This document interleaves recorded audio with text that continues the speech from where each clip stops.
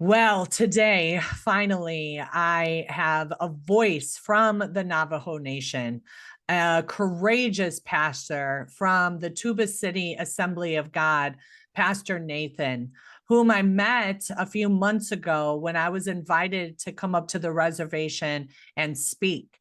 A little bit of a background, and very briefly, I'm going to just let you guys know where I came from in this situation, because I really want to spend the majority of the time today to hear from him and his experiences.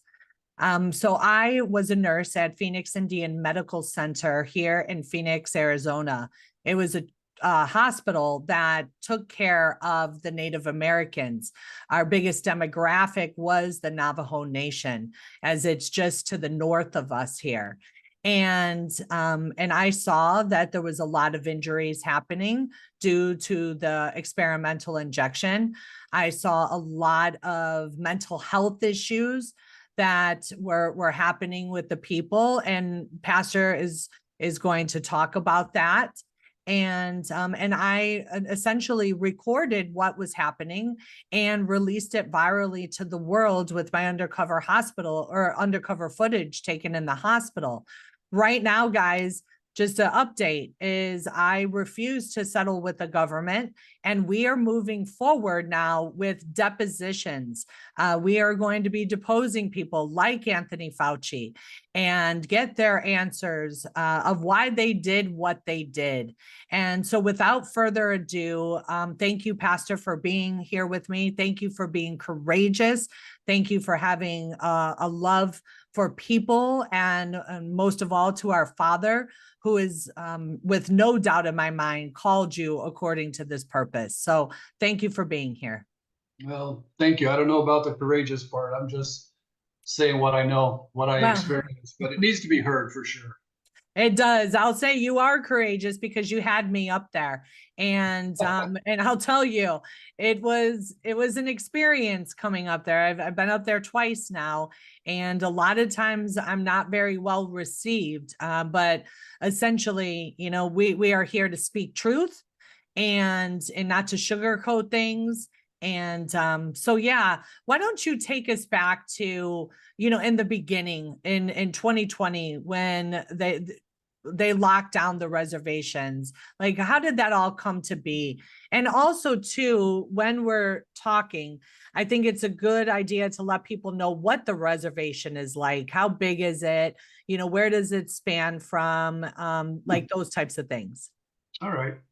To get an idea of the size of the reservation, I don't have the exact 100,000 square miles, but the reservation is larger than 6 U.S. states land-wise. And there are on the reservation approximately 250,000 now registered Navajos that are on the reservation. It takes on parts of the southern part of Utah, a large northeast corner of Arizona, and a northwest corner of New Mexico. Mm-hmm. So it's in 3 states: Utah, Arizona, New Mexico. And to drive from the east side to the west side of the reservation, you've got about a 4-hour drive. And north to south, you've got about a 3-hour drive to go from one end of the reservation to the other. So it's a massive amount of land. Mm-hmm. And people do not live in large cities. They're mostly in rural. They're mostly, their housing is what we call cluster housing, where a family will have a set of houses together. And then you may drive a mile down the road, and you'll see another cluster of houses, which is a different family. Not like what we see in the city, where it's 1/3 acre per house. So right. They definitely live further apart. Mm-hmm. Yeah. So what was your first communication, with the lockdown, and how did that go?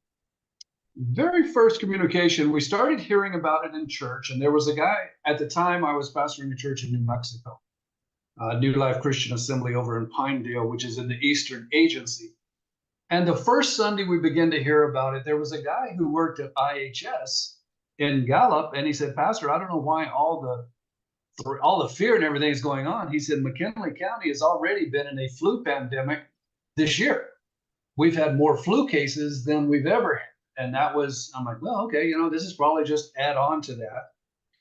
Well, then about a week or so later, we get invited, all of the Assemblies of God churches, to a Zoom call from our general superintendent in Springfield with the attorney requesting and asking that all the churches close their doors for 2 weeks. And, this was back when Trump was saying close 2 weeks to slow the spread. And honestly, I looked at it and I'm like, well, I could use a 2-week vacation. Why not? We'll just go ahead and close down for 2 weeks. So we weren't having services or anything for those 2 weeks. And then 2 weeks lingered on a little bit further and they weren't lifting it. Well, once that started happening, the Navajo Reservation Department of Health started putting out health orders. And they started limiting movement on the reservation. They started closing down facilities. Now, the aggravating thing to me about this whole thing is the first ones they shut down were the churches. The last ones they shut down were the casinos. Wow. And I'm like, wait a minute, how does this happen? But that was their logic. That's what they did. And so the lockdown's down. Now, remember, initially 2 weeks. Our church was closed down for 52 weeks. No services. And a lot of people say, well, just go to Facebook Live or do it on live, internet live. Problem with that is we lived in a very rural part of New Mexico that had very poor satellite service. So literally the only way I could do sermons or services, I would draw up an email. I would put in that email. I would go to YouTube. I would find a link to a couple of worship songs. I put the link in the email. We had an online giving where they could put their tithes, offerings online. And then I would attach my sermon notes to a Word document and I would send that out. Wow. Now that was church for 52 weeks. That's crazy. Yeah, absolute crazy. Absolutely. So about a couple of weeks into it, I was contacted by a group in Gallup, Navajo Nation Christian Response Team, that said they had been asked by President Nez to head up a food distribution because he was pretty sure a lot of food was going to be coming into the reservation and they needed everything to be sanitized and wiped down before it got distributed out on the reservation. They didn't want COVID coming from the East Coast being delivered out to the reservation. Just some of the logic to this, as we look back, just makes us laugh almost. Well, tell me about that process. What was that process? Initially, this is where it gets really crazy. We would get a truck that would bring in food on pallets. Initially, what we had to do is we had to have an area outside the gymnasium. We were using a gymnasium for storage and distribution. So we would bring these pallets in. They would sit down on the outside in what we call the dirty area. Yes. We would have to wipe down the plastic on the outside with alcohol-based solution. Then we would take the plastic off, and then each item on the pallet, not cases, but we would open the cases and the bottles inside. If there was a pallet that had 160 boxes and had 12 bottles inside each box, we had to wipe down all 12 in that case and take it and then do another case. Every single item had to be wiped down. Then we would take it from there to what we called the clean area. This is where the items have been wiped down. And then we had a set of people. They were only allowed to work the dirty area. They would take it from there, and then they would walk over to the clean area, but they had to get back into the dirty area. Then we had a group of students who were in the clean area. They would walk out of the gym. They would pick that up. Then they would take it in the gym, and then we would organize it for distribution. Boy, did that take a long time. Yeah. Fortunately, the powers that be decided that COVID didn't really last that long on an item. So if it was in shipment for at least 5 to 7 days, we didn't have to wipe everything down. Well, everything coming from the East Coast takes at least 5 days on a truck to get to us. So we just, okay, we'll wipe it down and put it in there. But the regulations and the stipulations kept changing on us. We had to keep staying up to date on the FDA site. What do we say? What's now protocol? What's this?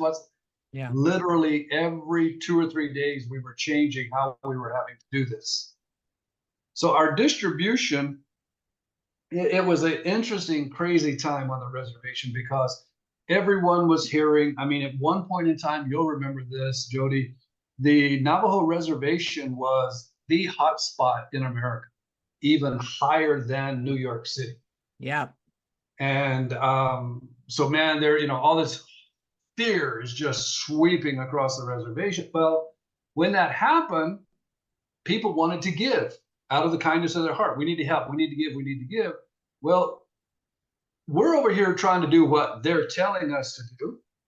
And then other people are literally bringing semis out to the chapter houses, which is like City Hall in the city, where all the government offices are, and putting it on the radio, putting it out that, hey, they're going to be over here handing out food.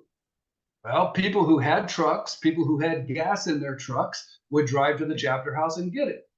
We began to realize that there were a lot of elderlies that lived way back away from the canyon, had no vehicle, had no way to get to the chapter house. They weren't getting serviced.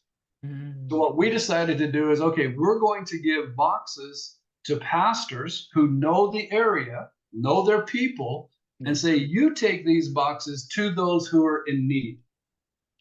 Our mantra became, we're going to take care of the needy, not the greedy. So we started distributing out in that fashion.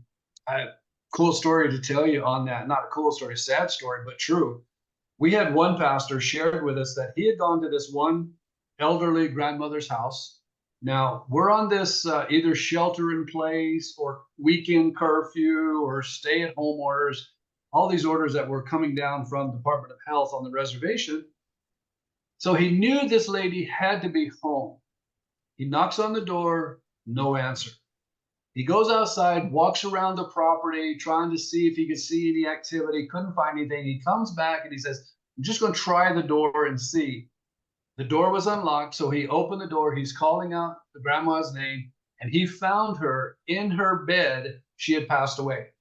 She had been to the hospital, declared COVID positive. She was told to go home, quarantine. Her family would not come see her because they were afraid of getting COVID.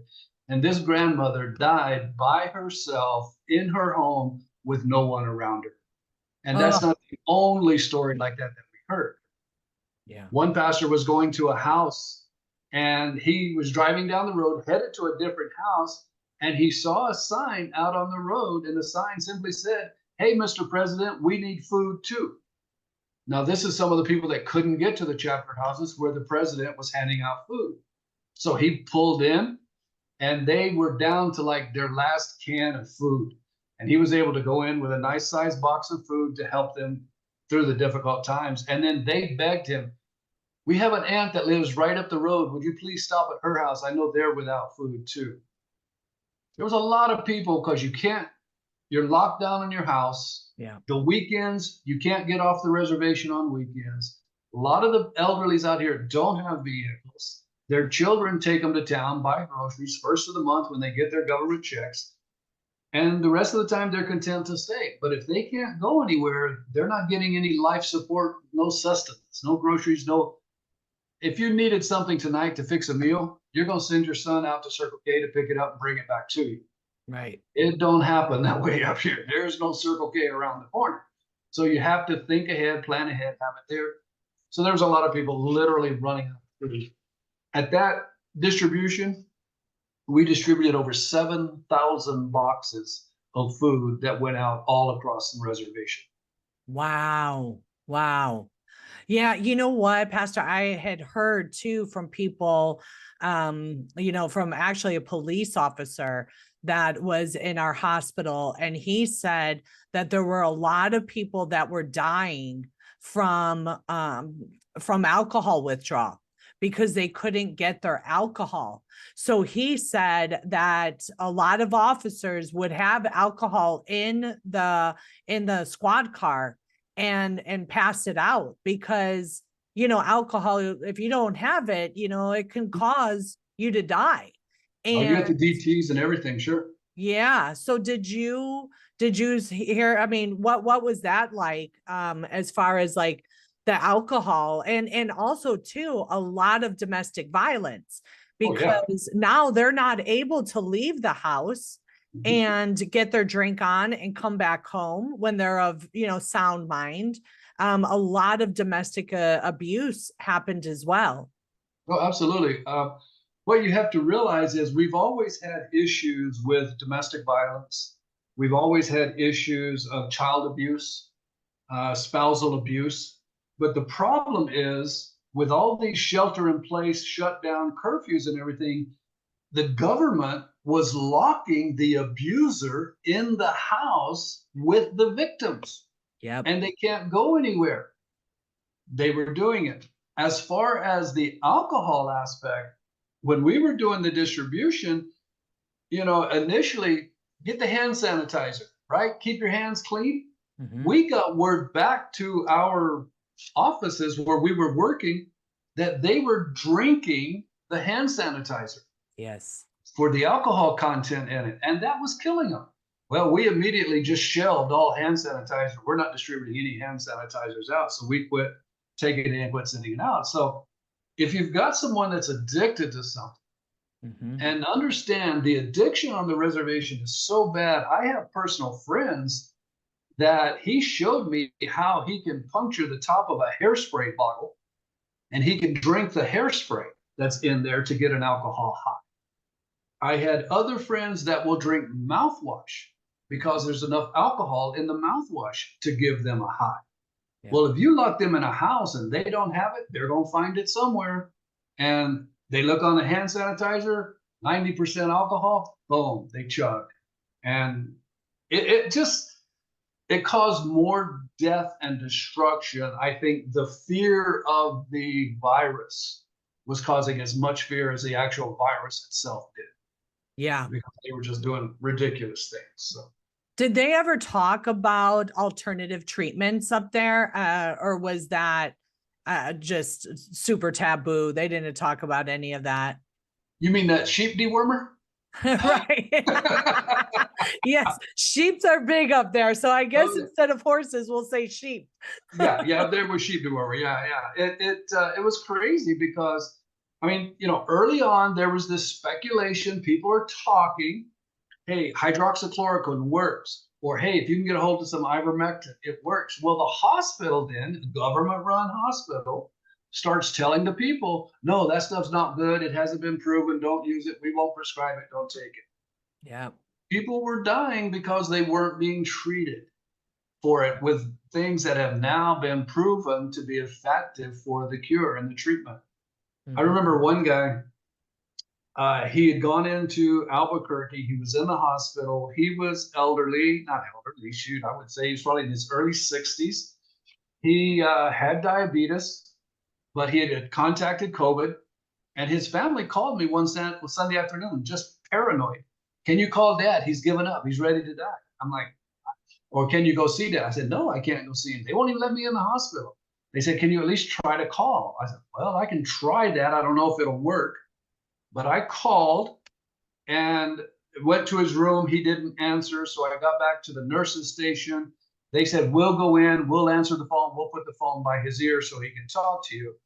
And as I talked to him, his voice just broke my heart. I mean, he was struggling to talk, and he kept telling me, he says, Pastor, I'm too tired. I can't fight this anymore. It's hard. I just want to give up. And I'm sitting there going, no, you can't. You need to keep fighting. Oh, it's too hard, Pastor. You don't know what this feels like. All I could do was pray with him. We got off the phone, and I'm not exaggerating. Within 45 minutes, his daughter called me and said, Dad just passed away. Ah. He was 120 miles away from his family in a hospital with no one around him that knew him. Mhm. And then that happened.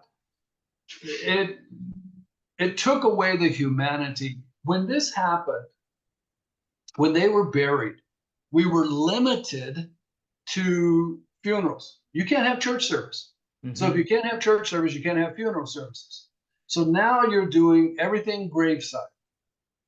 The cemetery in Gallup had a limitation of 10 people at the gravesite.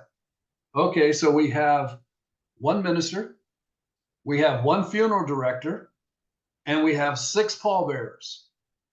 So that's 8. So you got 2 family members that can show up. Everybody else has to stay home. I come up to Tuba City. The Tuba City limitation was 5 people. Yeah, see, people were just making things up. Yeah. Yeah. This sounds good. Let's throw this out there. Let's limit this. Let's do this. This is the new safety standard. So it just got crazy. At the church in Pinedale, we had our own cemetery on property. We had set some of our property aside for a community cemetery. I told the people, I said, you come. You're driving around in your car. You're okay in your car. Bring your car up there. Stand by your car. Don't get out and visit with other people, but stand by your car. And I don't care how many people show up to the gravesite. We're going to have a funeral. That's what we would do, but everyone would stay at their car.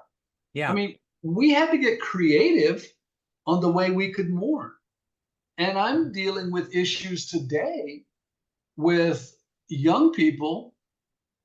I had one just the other day where a young guy committed suicide because his grandfather had died during the plandemic and he could not see the body. He couldn't mourn at a funeral or with family gathering or with loved ones and relatives around him. And he couldn't get beyond the trauma of losing his grandfather. So he decided he wanted to go be with his grandfather. So he hung himself in the family shed. We're still seeing ramifications of that today on the reservation, the way it's affecting the people. And it's hard. It hurts because in my heart of hearts, I believe we should have done this better. Yeah. We could have done it better. And I don't think the powers that be thought about how it was hurting people. Right. Forget the virus. You know, it doesn't, for me, how can they not? How are they, you know, what do they say, that the solution can't be worse than the cure or something, whatever that saying is, right? Like, how could they not? I mean, that was the very first thing for me that I thought of as a nurse. I said, oh my gosh, all of the mental health issues that you are going to create off of locking down to healthy with the sick. Yeah, let's talk about that. What is a typical home? It's multi-generational there, right? Absolutely. Yes. Yeah, the homes out here will be, if we take, for example, you take a 3-bedroom house that's got maybe 750 square feet, which is a small home in the city, you're probably going to have 9 or 10 people living in that home. You'll probably have the grandparents there. The parents will be there and their children. And sometimes if they've got a promiscuous daughter, there may even be a 4th generation living in that home. In 750 square feet. Yeah. Wow. And that's pretty typical. Yeah. Yeah. I can show you more than one out here that's like that. Very much so. And as far as running water, do a lot of them have running water? No. 1/3 of the reservation, probably estimates say 1/3 of the reservation today, 21st century, 1/3 of the reservation does not have running water. 1/3 of the reservation does not have electricity in their homes. And it's so interesting because the federal government signed a treaty with the Navajo Nation in 1868 saying we're going to provide food, housing, and education and medical. Well, you worked at IHS, so how do you think the medical's doing? Yeah. I can take you out here to houses that have holes in the walls, that leak when it rains, that don't have electricity, don't have running water. The school system, they're changing today, they're better, but initially they wouldn't let them speak their language. You have to cut your hair if you're going to go to school. In other words, we're going to civilize these people. No wonder they don't trust the government, but yet during COVID, they fully trusted the government. And it just boggled my mind that they were so willing to roll over to whatever the government said, not even challenge it, not even question it, just do it. Just do it. And for me, I think, Like, how is this population, right? How is this population of people so willing to trust every single thing that the government said? And I think that's right. It's propaganda. When Mhm. you push fear into the hearts and minds of people, and you're doing it 24/7, and they're seeing all of these BS COVID positive tests, right? They were seeing that. It's like, oh my God, you're sick. You can't be here. You got to go. I can't be around you for 2 weeks, 10 days or whatever. Like you said, everything just kept changing and Right. changing. That is how I knew for certain, like propaganda messaging works like a charm. Can I tell you how well it's working? Yes. We're sitting here in January of 2024. I have people coming into my church service on Sunday morning still wearing a mask. Yeah. The What's, reservation was under a mask mandate for over 1,000 days. oh But my, this new president finally lifted it about a year ago.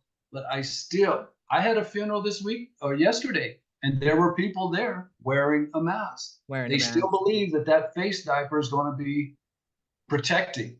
Right. And science and everything says that the virus is smaller than the holes in the mask. It's going to go right on through it. But yet, government told them, wear one. If one don't work, wear two. Mm-hmm.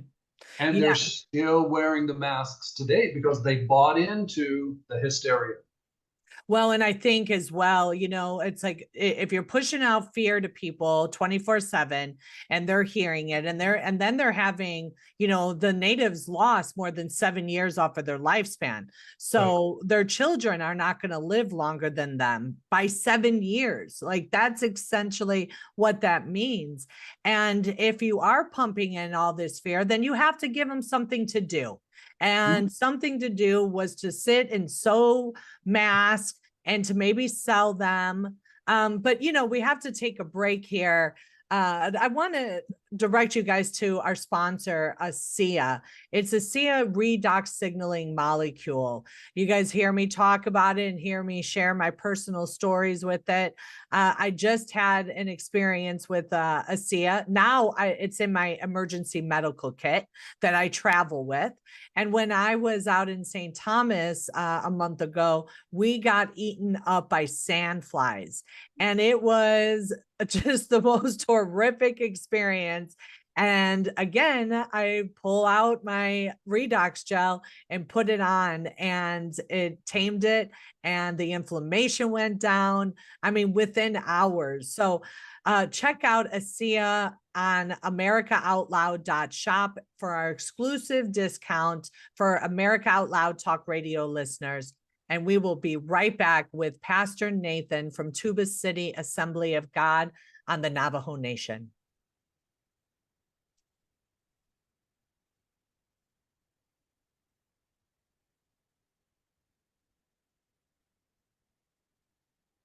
Welcome back. Thank you for joining me on Nurses Out Loud. I am your host, Nurse Jody O'Malley, and I want to pick up the conversation with Pastor Nathan. So yeah, let's talk about this with the mask and stuff. They're still. I heard that the hospital is imposing them again. Yeah, Tuba City Hospital up here, there's a mask mandate now. Today, you can't get into the hospital unless you're wearing a mask. We had a young lady in our church that doesn't believe in the mask. She was expecting, early stages, like 3 or 4 weeks pregnant. She goes to see her doctor and walks into the hospital. They didn't say anything, filled out the paperwork, and they're sitting there saying, "Oh, we have a policy. You need to put a mask on." She very calmly just spoke to him and said, "I don't want to wear a mask. I'm pregnant. I don't want to limit my oxygen intake for fear it might affect the baby. So I really don't want to put it on." "Well, we can't see you if you don't put a mask on." So she's like, "So you're refusing care?" "Oh, no, no, no, no. We're not refusing care. You're refusing to put a mask on." Mhm. Long story short, she left the hospital, got her prenatal care done somewhere else where they didn't require the mask, and she just gave birth to a healthy baby boy a couple of days ago. Oh, But today, my wife, when she goes to IH or the Indian hospital here in Tuba City, she has to put a mask on.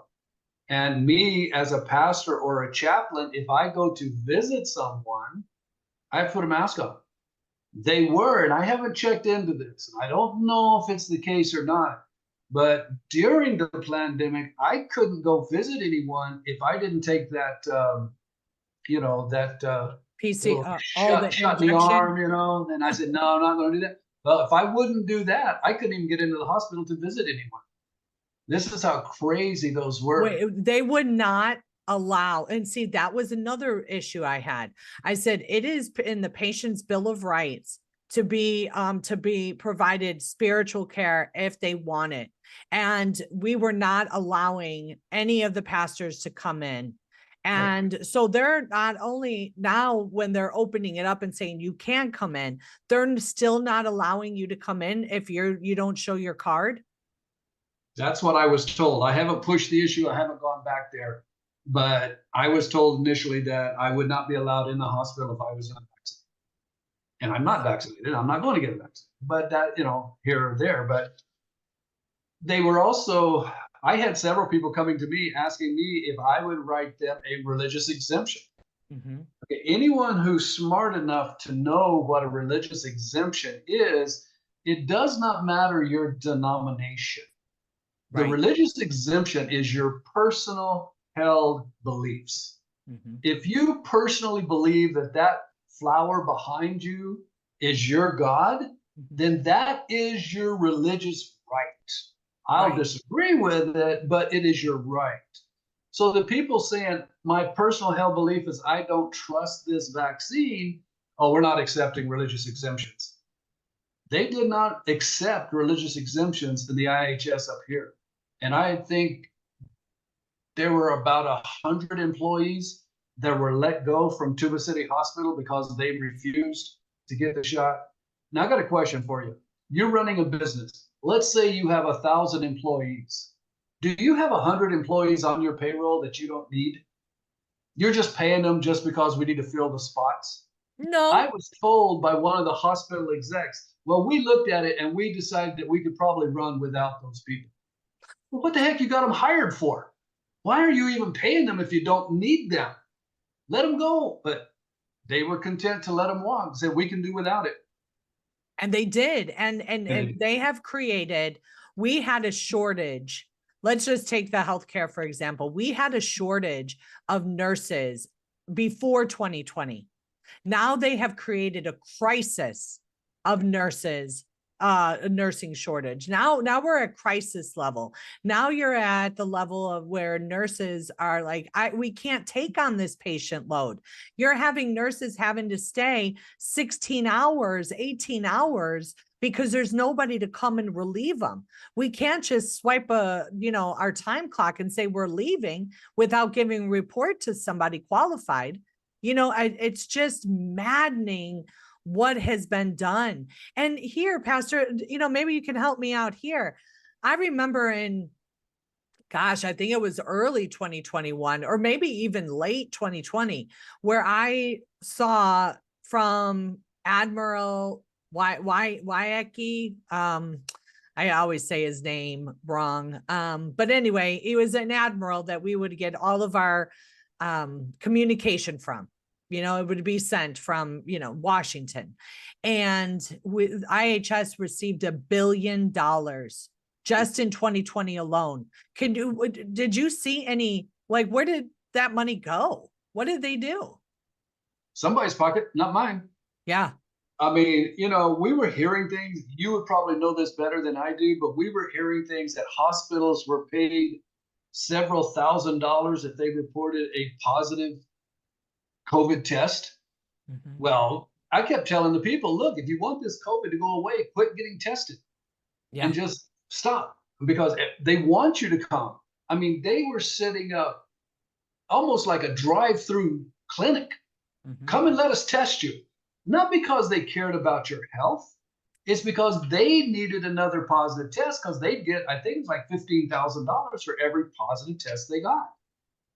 And then, on the inside, it got crazy because once we got you in here and you're tested positive, okay, so now we get paid extra if we can give you remdesivir. We can get extra money if we can stick a tube down your throat.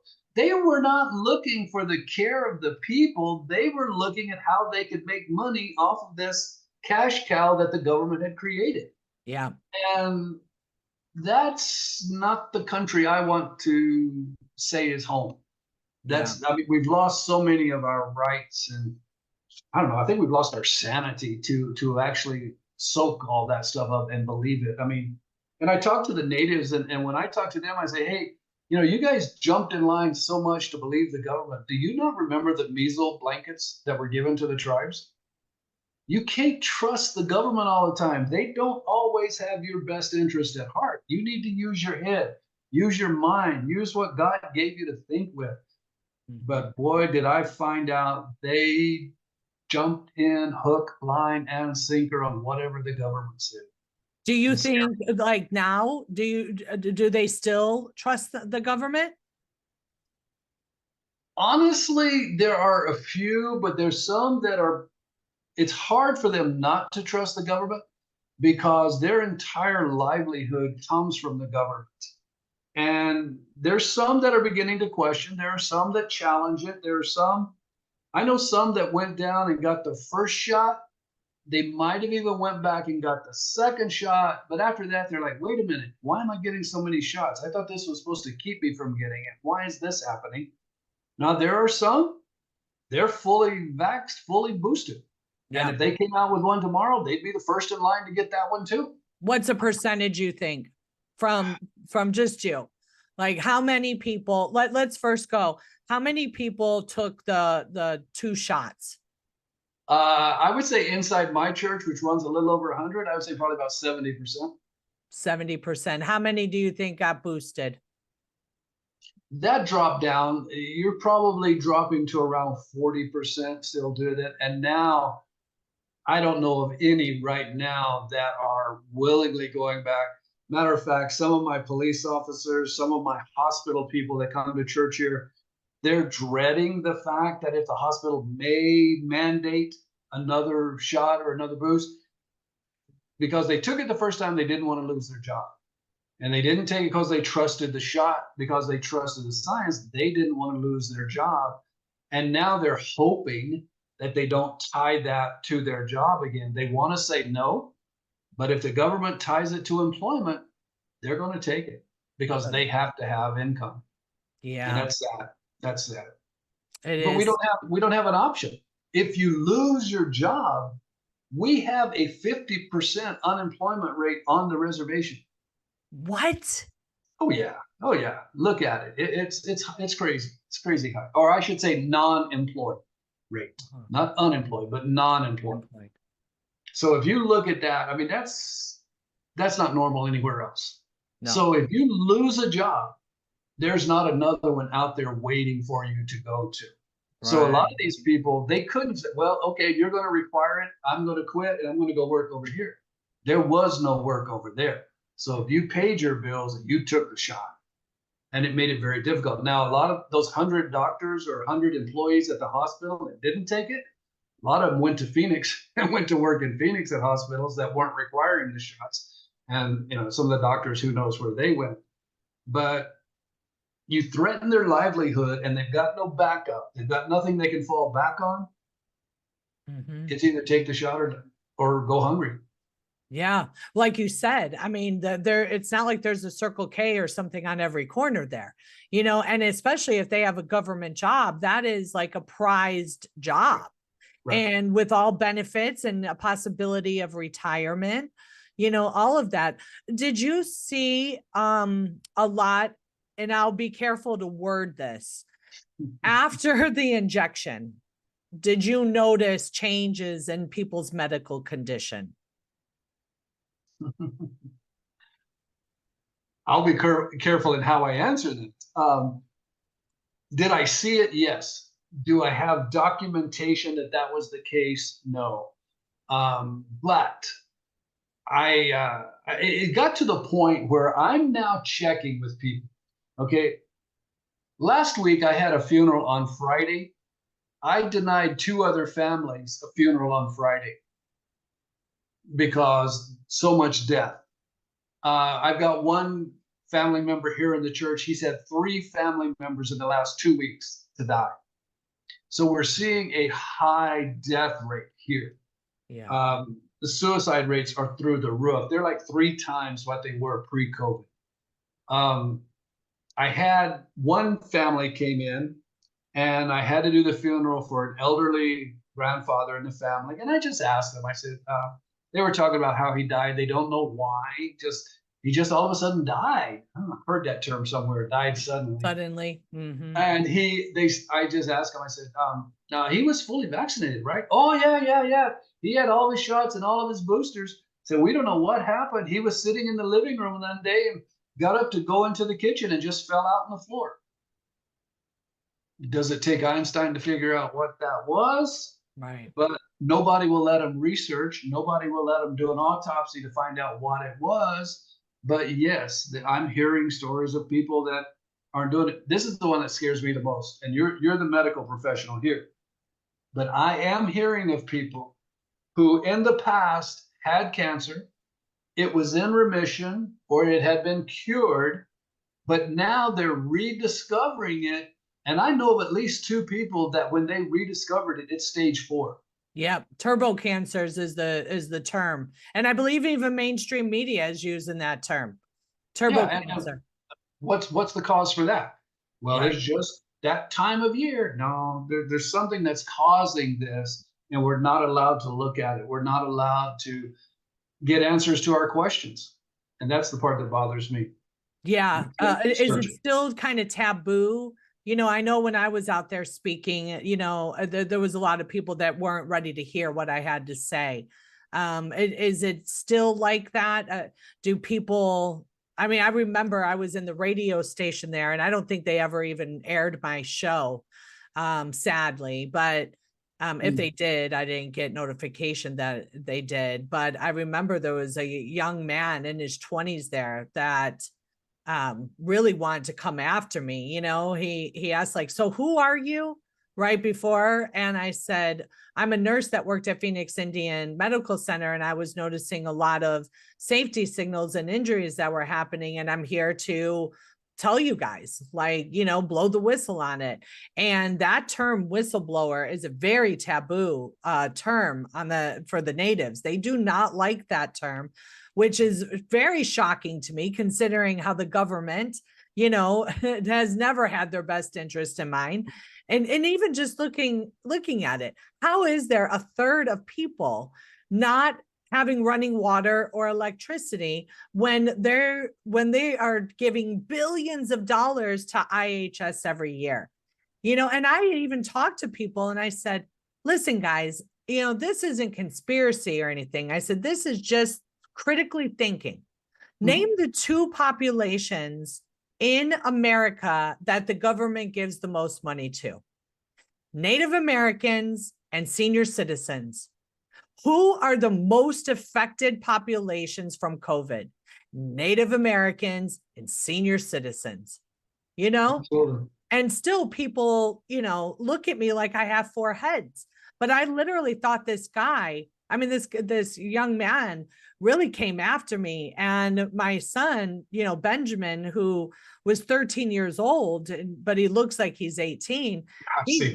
He stepped up and, Benjamin's like, you might want to have to, she took care of your people. You might want to hear what she had to say. And I was like, okay, Benjamin, I don't need you to like get in a fight here. But I literally thought I had to watch my tires when I got in the car, It's unbelievable how you're going to find the gamut on where people feel on this issue. There are people that I've come in contact with that do not trust the shot, do not trust Fouchi, do not trust the government, did not get anything, and are taking care of it on their own. There's those. There are the others, fully vaxxed, fully boosted, waiting for the hospital to tell them, here's another shot, so they can go get that one. And then there's those in the middle that took a couple of shots, and now they're beginning to question. One thing I find interesting, I haven't really documented this to say, but just by eyesight, we're still getting cases in the church where people will go to the hospital and they will test positive for COVID. Mhm. The majority of those in the church that are testing positive are at least one shot vaccinated. Yeah. Those that never got any shots, few amount, maybe one, maybe two are catching COVID. But the Mhm. ones who took the shots, they're the ones that are still getting COVID today. What is And the protocol of people coming into the church? Like, if they did test positive, if they have no symptoms, are they allowed to attend church service? heck yeah, I'm Yeah. going to let them in. I'm letting them. I'm not buying into this nonsense. I mean, correct me if I'm wrong, but I think the Bible says, by his stripes we are healed. So Amen. why are we not letting people come into church where we can pray for their healing because they're sick? Oh, no, no, no, no. You're sick. Stay home till you get well and then come to the church and we'll pray. Come on. That's not godly. That's not the way God would expect us to work. Jesus went to where the sick people were. During the pandemic, I got a phone call one day. I was working, and a lady called me, said her son had been involved in a car wreck. He had passed away. Could I do the funeral for her? I said, sure.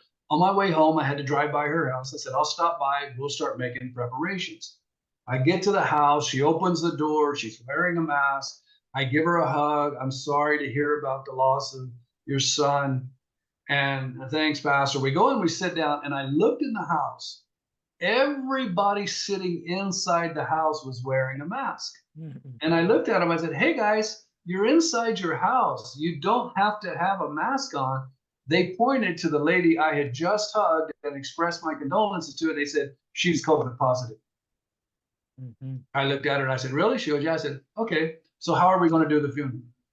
Okay, you're positive. So what? Let's get on with life. Take your Yes. vitamins, wash your hands, take care of yourself. You'll be okay. Now Right. we have no restrictions. I don't tell them to stay home. The hospital's still telling them, if you catch COVID and you work at the hospital, you have Mhm. to stay home for 3 or 4 days now before you can even go back to work. They won't let you come to work if you tested positive for COVID. Oh my God, it's maddening. It's so maddening. What would you think? I'm going to read you something. So Fauci testified in a closed hearing. This is a press release from the Committee on Oversight and Accountability, published on January 10th. Some key takeaways. Fauci claimed that the 6 feet apart social distancing recommendation promoted by federal health officials was likely not based on any data. He said it just sort of appeared. How many circles and in one way Ah, signs and stuff did you have there? oh, they're still on the floors. Yeah, They're still on the floor. You can go to the bank, they're still on the floor at the bank. You can go to Bash's, they're still on the floor. The post office, they're still on the, no one's abiding by them, but right. they're still there. I mean, you still got, I was at a business the other day and I told the guys that walked in with, I said, I want to rip this sign down. But on the door, it said, please wear your mask and please stay 6 feet apart. I'm like, Right. come on, people, get those stupid signs down. Let's get back to life. We Yep. were told, we were told, I remember this one, President of the Navajo Nation at the time, somebody said something at a pastor's conference, said something about, man, I can't wait till we get back to normal. These were the words of the president of the Navajo Nation. Guys, this will be our new norm. Wow. And I immediately said, oh no, that's not my norm. I'm not accepting this. I will not live in that fear. And when I got to this church, they were beginning to open up services. I said, no, we're going full bore. We're opening the doors. If we can't trust God to heal us, why are we even calling ourselves Christians? Let's get in here. Let's do what we've got to do. We're going to have church. We have a job to do. We've got people who are hurting. We've got people who need the gospel. We've got people who are sick. That's what the church is for. We're going to be there. We're going to do what God's called us to do. And, that's why even during the COVID and while we were doing that food distribution, it got to the point, Jody, there was so much food being sent to the reservation, it was literally being thrown on the ground. Too much food. They couldn't eat it all. They were feeding it to their animals. They were throwing it on the side of the roads. It was just overkill. But I began to sense we're going to have a problem with this. This is going to last longer than this sickness lasts. And how are we going to deal with the people as a church, what are we going to be able to show them? So I started looking around and I found a United Nations sanctioned deal called critical incident stress management, where you're dealing with people who have gone through critical incidents and stress in their lives. And used a lot to first responders and people who've experienced trauma like that. I said, the reservation for 2.5 years has experienced trauma. They've been given stress beyond belief. So we started doing training to pastors on the reservation on how to deal with the emotional, the psychological aspect of stress and trauma. And we held 5 different trainings during the pandemic. One in Pinedale, New Mexico, one in Farmington, one in Flagstaff, one in Tuba City, and even one in Chinle. And we trained over 50 pastors during that time frame on how to deal with people in your congregation or in your community that are dealing with stress and trauma. And I've got an appointment with a former police officer Saturday to help him deal with some of the issues that he's still struggling with over that. So whenever COVID ends, whenever it ends, if it ever ends, we're still going to be dealing with the mental anguish that it's caused to people, the stress and the trauma. And as churches, we need to have something to offer. We need to be able to help them cope with what they experienced. And that's why we're doing that critical incident stress training. It's just God bless you for that, because we're almost out of time here, but I do want to say that people don't understand that when a native dies, that they have different ceremony that they do, and you want to talk on that for maybe a minute and let people know like that this was a big issue, Pastor, right? They couldn't mourn the way that they normally would have. Normally, the way they will do, at least on the Navajo reservation, when they have a death in the family, they will have the family come together the first night and they'll talk about it. They'll raise money for the funeral. The second night, they open it up to the community. Community comes in and they talk about the individual, and they're again trying to collect the money for it. They're with each other. Then they will have the funeral service at a church, and then they go to the cemetery. At the cemetery on the reservation, we lower and we cover ourselves. It's not like you go there, have a 5-minute message, walk away. The cemetery lowers them. We actually have the straps. We lower the casket into the ground. We cover the casket up, and then they go back to some meeting room. At our place, they use our fellowship hall, and they sit around for a couple of hours just talking with one another to bond with each other and to comfort one another. Now, remember I said during COVID, 5 people were allowed at the Tuba City Cemetery. The family couldn't get together to mourn. Brother couldn't talk to sister unless it was on the phone about the loss of dad.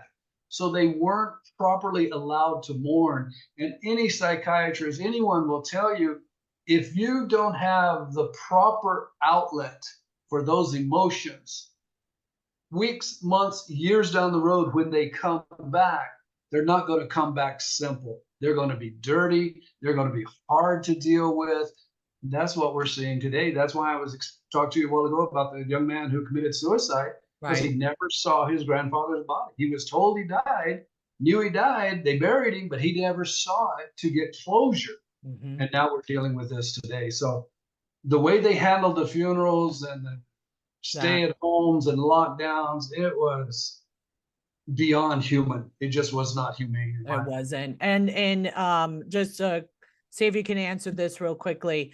How many per person, how many people do you think that were related to them or close friends died? Like how many on each? Am I making sense? Like, each person, how many deaths do you think a person experienced? Oh, yeah. Each individual probably experienced within their family, probably 2 or 3. I mean, I'll share this number with you. There's 300 churches on the Navajo reservation. They lost over 30 pastors. Oh, my God. 1/10 of the sheep on the reservation don't have a shepherd. And we're scrambling now to fill those pulpits. That's huge. It's wow. crazy. Well, God bless you, Pastor. Everybody listening, please keep him and his congregation and all of the Native Americans in your prayers. Like I said, they have suffered more loss and trauma than we could possibly even imagine. And I just pray to God that he is using me and my case and to really get the word out. So thank you guys. Keep us in your prayers. Until next time, be safe, be well, and God bless.